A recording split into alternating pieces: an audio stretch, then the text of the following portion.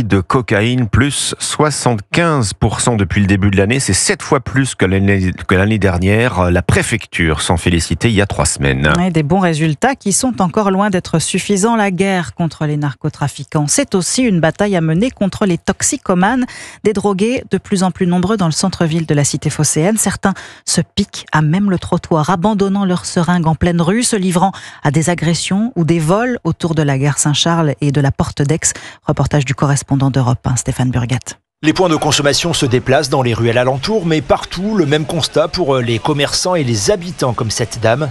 Ils se piquent à l'air libre. Le matin, les habitants descendent avec leurs enfants et à la sortie d'un immeuble, il y a des seringues par terre. C'est devenu quand même très difficile. Le quartier est devenu un territoire où on se pique à l'air libre. C'est devenu la salle de shoot à l'air libre. Les drogues dures mettent à cran ceux qui n'ont pas leur dose, déplore Arnaud Blaise, représentant du syndicat de police Unité. Il y a quelques semaines, c'est un petit qui s'est fait voler sa valise. Un toxico qui s'est même pas rendu compte qu'il était en train d'agresser un gosse, quoi. Il est parti avec la valise d'un petit dans les mains. C'est une valise Barbie.